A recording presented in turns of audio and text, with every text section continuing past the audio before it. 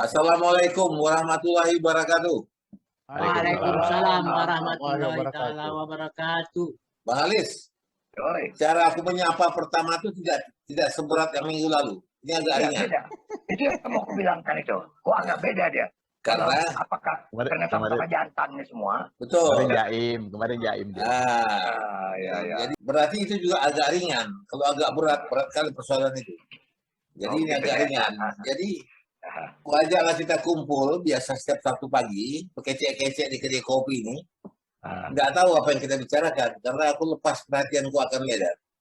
Tapi persoalan hidup ini kan jalan terus, ya kan terus. Semua orang persoalan hidupnya jalan. Sudah seminggu berlalu, pasti seminggu ini kita punya masalah masing-masing. Ada yang membuat kita senang, ada yang membuat kita kesal. Ya. Jadi kadang-kadang kekesalan itu sekecil apapun tuh harus disampaikan ke kawan-kawan sebelum nanti disimpan meledak jadi besar, meledak bisa mengganggu. Karena aku sempat juga meledak kemarin, aku taruhlah status di Facebook bahwa pembagian vaksin di Indonesia ini diskriminatif. Nah, jadi berdasarkan KTP. Jadi misalnya aku KTP Bogor tapi tinggal Jakarta, aku tidak boleh mengambil vaksin Pfizer di Jakarta. Hanya khusus KTP DKI. Nah, itu kesal aku. Nah, tapi terus, ya bang. Aku heran terjadi perubahan si hari ini. Selama dengan bicara sama-sama psikolog semalam kan. Iya. Dulu di awal, kau ingat paling menolak tentang vaksin tuh. Macam-macam argumentasi. Iya. Padahal dia takut. Sekarang dia yang semangat kali, tapi orang lain tak semangat. Ya kan? Bukan, itu kalau orang bilang, why not the best, katakan. Memang yang kutunggu itu yang pertama adalah vaksin yang terbaik, Pfizer. Nomor 2 Moderna. Kalau Sinovac-nya, dengan pengetahuan aku yang pendek ini, ya kalau dia efikasinya cuma tak sampai 51%, buat apa kita pakai kalau tak manjur. Tapi Pfizer 97%. Nah, Moderna 19%. Nah, kita kejar lah, Bang. Ya. Nah, kita kejar itu. Ini kan persoalan hidup dan mati. Ya, tapi kalau dipikirkan dari sekarang nih, yang aku baca lah ya, baca di media lah ya, bahwasanya ternyata dari semua vaksin yang ada sekarang ini, ternyata Nusantara yang the best katanya. Nah, itu lagi Bang. Sorry, aku potong Bang. Itu lagi sempat keluar beritanya. Dan terlihat lagi ada diskriminasinya. Semua menteri pejabat negara pakai Nusantara. Itu dia. Nah, ini kan jadi kita ada warga kelas 1, warga kelas 2 di sini. Ini Jaya Surde nih kalau begini nih. Ya, aku kalau gini slow aja. Ada kelas-kelas ya. Ada kelas-kelas ya. Aku komen lah kalau gini. Panas-panasi lah kalau sedikit. Soal vaksin tak tahu dia itu. Kita tanya vaksin gimana tak tahu dia itu. Dia tahu tempat dia aman. Dia tahu vitsin. Tapi kalau cuma penyedap. Cerita yang berbau air, cerita banjir, cerita hujan, itu semangat dia. Semangat dia. Ya, itu senang dia. Waktu dia perenang dulu kan gitu. Iya. Itu kemarin tuh kan makanya terjadi apa tentang vaksin tadi kita balik tentang apa kan Nusantara. Yang kita baca bahwasanya ada Turki mau mengimpor ya Nusantara kita kan begitu. Malah itu dibantah oleh BPOM kan begitu, tak ada itu sampai duta besar. Ya artinya kenapa sampai begitu gelisah orangnya dengan apa Nusantara nih bagus kalau memang ada Nusantara. Jadi gini Bang Sodikipoto. Jadi sebenarnya ini kita berdebat orang-orang yang nggak paham. Jadi aku kemarin pada saat aku angkatlah itu Terawan punya apa itu. Di telepon aku sama teman-teman yang dokter, yang dari ID segala macam. Nah, jadi aku nggak tahu ini ada satu pasukan yang justru legal di bawah lindungan ID atau teman-teman dokter memang menolak itu di mana apanya aku nggak tahu. Nah, jadi itu kan persoalan yang dihadapi orang-orang yang memang berkompeten di bidang itu, bidang kesehatan. Nah, kita bicara hari ini bisa saja kayak Abang bilang apa benar itu informasi bahwa diimpor oleh Turki. Jangan-jangan coba blow up supaya kelihatan bahwa ini benar. Nah, ini kan sekarang persoalannya kayak ini. Aku mau tanya sama Asyari. Hari ini dia senang dapat Pfizer.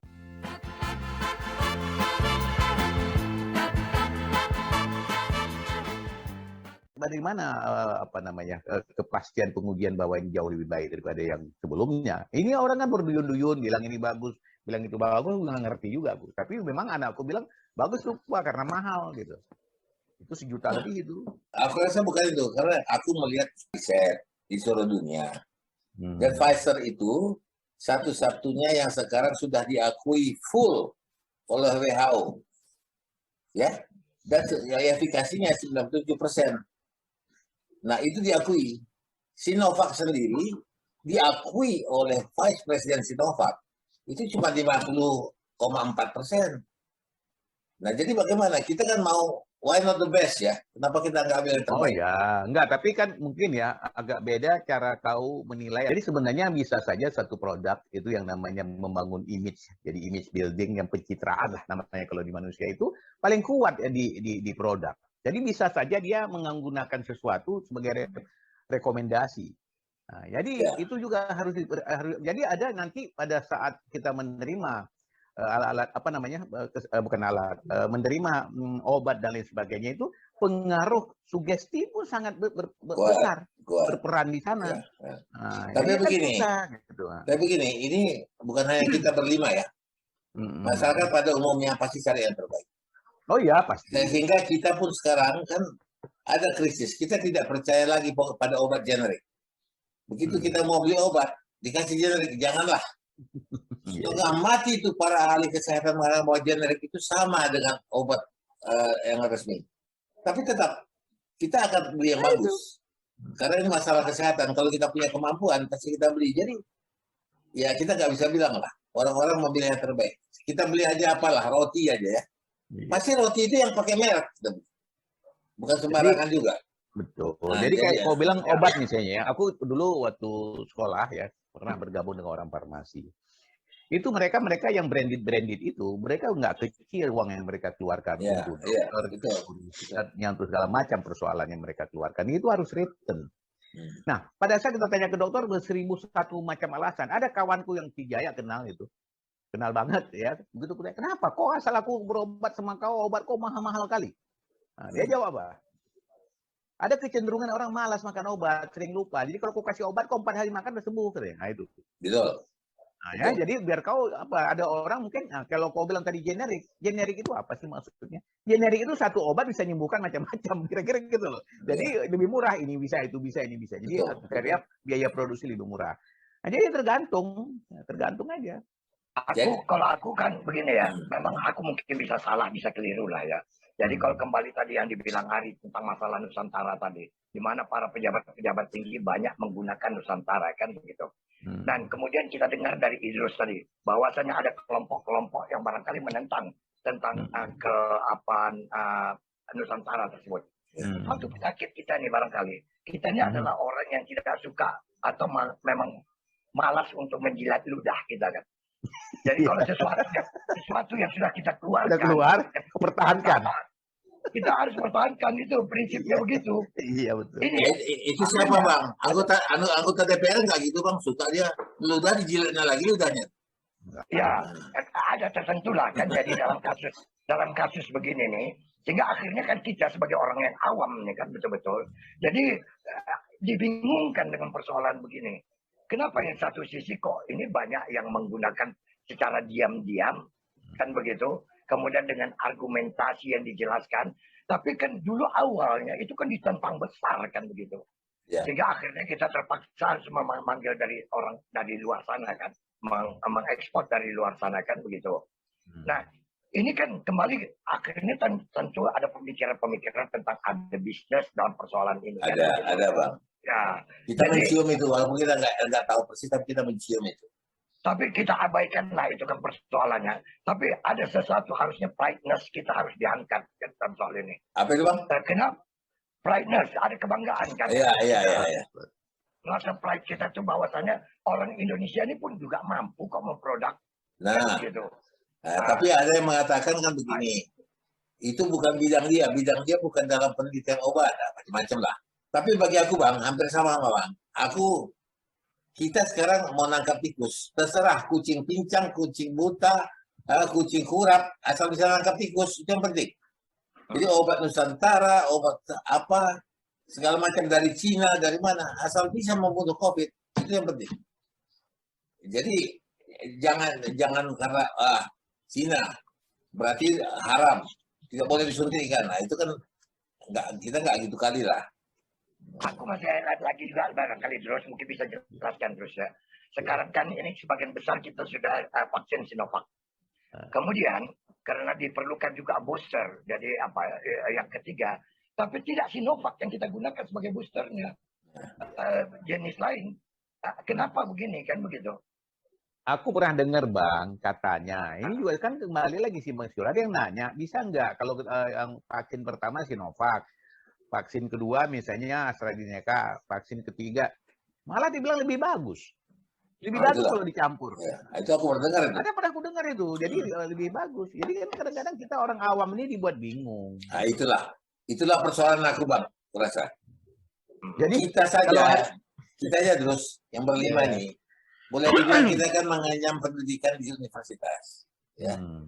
Kita ya bingung, apalagi yang di bawah-bawah itu Bang. Apa? Coba Bang Halis. Coba Bang lihat, di bawah-bawah itu kan lebih pusing dari kita. Akhirnya udah tak usah lah katanya. Tapi selama ini ya di tempat aku itu kan kita kena Sinovac. Waktu itu Sinovac belum masuk Pfizer, Astra segala macam. Alhamdulillah kemudian di kampung aku nih mulai reda, nggak ada. Mulai kalau dulu tuh suatu hari itu ada 2 pengumuman berita duka cita segala macam. Setelah aku udah 2 kali nih Sinovac. Ya alhamdulillah kita jaga prokes itu. Mudah-mudahan menurun semua kanan kiri tetangga, mulai agak tenang. Alhamdulillah. Jakarta pun udah turun kok. Ya. Jadi Bambang faktornya itu kadang-kadang nggak makanya kalau dalam penelitian ada faktor bias itu harus dikeluarkan. Jadi kalau kau mau tahu sekarang mau simpulkan apa? Apakah karena Sinovac atau karena kita sudah lebih paham terhadap cara mengatasi COVID ini? Dan kemudian penerapan apa tadi level-level tadi. Kalau si Bambang bilang dia bangga ya dengan masyarakatnya atau wilayahnya atau RW-nya yang setelah divaksin lebih hebat lah Jaya. Jangan ada vaksin-vaksin. Sama nggak bisa hidup tadi itu. Sama seperti ini ya. Aku lanjutin tadi ada trouble ya. Sama seperti berobat tadi, obat generik. Anakku tuh dokter spesialis anak dan menantu. Asal ngasih sama aku tuh dikasihnya obat generik. Kok generik nggak apa-apa, generik bagus. Dan aku alhamdulillah aku jarang sakit. Aku berobat ke dekat aku ini ada dokter di Kimia Farmanya dokter. Aku kasihnya berobat ke situ. Dikasihnya obat. Saya kasih obat yang bagus, enggak generik aja. Kenapa? Generik ini bagus kan. Kau minum, Pak Bambang minum, nanti aku makan sembuh langsung sembuh. Jadi relatif juga. Jadi gini Bambang, kan aku bilang masih Ari tadi. Aku ada pengalaman menarik. Pada saat kawanku mau jual obat di Solo, dia datang ke dokter. Ya dia nggak apa-apa lah. Begitu datang ke dokter, tolonglah aku. Apa? Kau bukakan resep 10 biji. Resep obatnya ini. Dan plus yang lain-lain. Dibuat 10 biji resep. Dipanggil tukang becak. Disuruh cari 10 tukang becak, suruh cari obatnya di apotek. Keliling lah satu kota Solo itu udah lama kejadian. Cari kan, bayangkan satu apotek bisa sampai 8 orang, bisa 10 orang yang datang cari obat yang sama. Akhirnya apa? Dicatat sama apotek itu, ini obatnya kayak laku nih, banyak yang minta nih. Besok begitu datang settlement, beli. Nah sekarang aku mau tanya, siapa yang mempengaruhi penjualan? Dokter tadi yang mengeluarkan resep yang fiktif. Artinya bukan fiktif, mengeluarkan resep hanya untuk memancing market noise, kebisingan pasar terhadap satu produk. Jadi kan apa saja bisa dilakukan dalam dagang, termasuk yang tadi. Jadi kalau kau mau hancurkan satu produk bersaing juga gampang, mau ngangkat juga gampang. Itu dalam segi pemasarannya. Itu terus aku pernah mengalami dulu. Satu saat di dalam hidup aku ini pernah aku setahun menjadi detailman. Ya membawa waktu itu cari uang cepat lah. Nah dikasihlah Vespa, dikasih tas besar. Ya, nah, aku bekerja di bawah 3 perusahaan obat yang besar. Ya, di Semanggis. Itu kita meyakinkan dokter bahwa obat itu bagus. Nah, kemudian cara meyakinkannya juga aku agak aneh. Kenapa? Ada kalau dokter itu mengeluarkan satu resep obat yang sama dan jumlahnya besar, mereka nanti bisa dapat misalnya jalan-jalan ke luar negeri dengan obat. Nah, itu aku bilang, wah ini nggak benar nih. Dan tahulah kawanku dokter banyak. Kasih-kasih aja lo obat tuh. Nah, kebetulan obatnya sampai sekarang pun masih manjur. Masih manjur, masih bagus lah. Dan itu masih kumakan juga kalau aku sakit karena aku percaya pada obat. Jadi memang ini cara-cara memasarkan macam-macam, menghancurkan produk lain, produk saingan, ya. Nah, itu juga begitulah kayak tadi dengan cara itu tadi.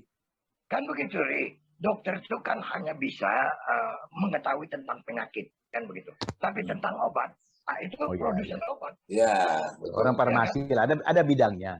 Ya. Jadi dokter itu Apa-apa memang dia tahu komposisi mengandung apa. Ini Ya. dia tahu itu aja Ya. itu ya. ada dokter yang dia nggak tahu kenapa penyakit. Dia ada satu datang perempuan ke dokter, seksi. Dia bilang, Pak dokter, kenapa keluar apa? Saya ini sering kejang-kejang, keras otot saya. Ya, terus si dokter tuh periksa, ini menular. Lah kenapa? Enggak, saya pengen Anda pun saya udah keras saya gitu. Udah mulai keras bagian tubuh saya. Ya.